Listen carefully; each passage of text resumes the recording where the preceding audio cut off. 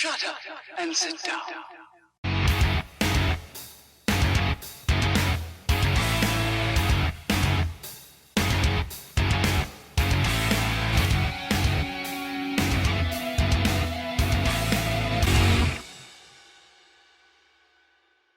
Hi guys, welcome to another episode of Watches Etc.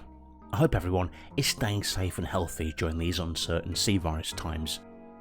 I hope these videos are helping you pass your time. If you've been enjoying our channel and increased output, it would be great if you could like and subscribe to the channel. We have lots of new content coming, including a giveaway of a genuine Swiss automatic watch, a watch with significant horological history, so please do subscribe. Just hit the buttons below, you know the ones. Okay, onto the video. Today we are going to cover an area which is a little bit controversial. Many YouTube watch channels seem to champion budget watches, or shitters, as a certain Archie luxury would say. Whilst I don't agree that all budget watches are a waste of money, I am going to give my take on the quantity over quality argument. Some YouTube rodents harp on about every watch under the sun, claiming that this watch offers terrific value, or that watch is the best thing since sliced bread, and honestly, most of these YouTubers are being disingenuous, making money of such advice or being given watches in return for positive reviews. Let me preface this by saying my opinion is based on experience, and someone who's been in or around the industry for over 20 years. Some watch collectors may disagree with me, and if you do, that's absolutely fine, but I really do strongly believe in what I'm about to say, and that is collecting quantity over quality is a mistake. Of course, let me add a caveat by saying that the most important thing is to collect what you like. Buy what you love and spend your money on whatever turns you on. If you'd rather have 10 watches that cost £100 each, as opposed to one watch that costs £1,000, then that's your prerogative. But I'm here to tell you what I think. There is no harm in having a beta watch in your collection. I own a couple of lower end timepieces that are relatively inexpensive, but they do not make up the core of my collection. I'm also not saying that you should only collect expensive things, but my advice when it comes to building a watch collection is that you should collect the best you can comfortably afford. I think beginner collectors often make a big mistake when starting their collection.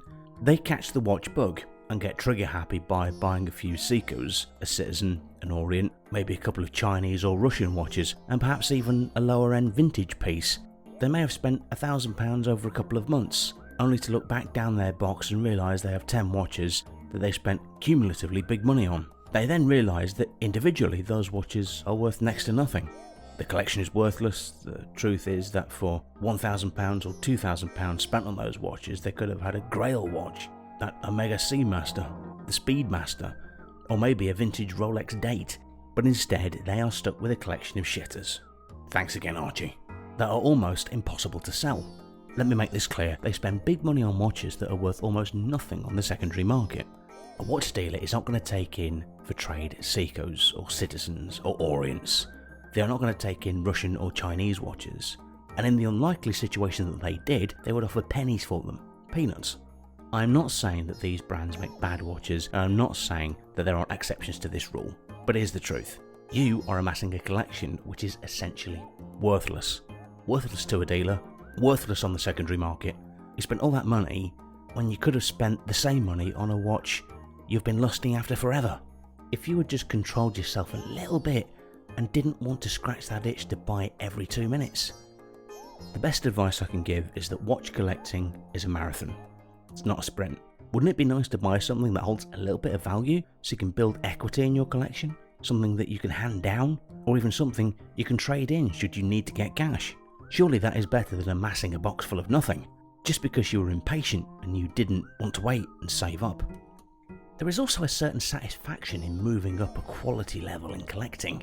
This should be a natural evolution of a collector, a process of researching, saving and lusting, before finally getting something that is a much nicer watch. Something that you got through hard work. I hope this doesn't come across as preachy, as I don't mean it in that manner. I just find it dishonest that a few YouTubers say that they would rather have 10 watches worth nothing than one watch of quality. Dishonest, disingenuous and deceitful, nasty and vicious. 3 times. Thanks, Archie. However guys, that is purely my opinion. Please don't let me influence how you collect watches. As I said earlier, the most important thing is to collect what you like. Let me know what you think in the comments below. Am I talking sense, or am I pretentious watch snob? I'd love to hear what you think. Please don't forget to give this video a thumbs up if you enjoyed it. That would mean a lot and it really does help. And please don't forget to like and subscribe to the channel. That's about all for today. Thanks for watching, keep smiling, and see you again soon for another episode of Watches Etc.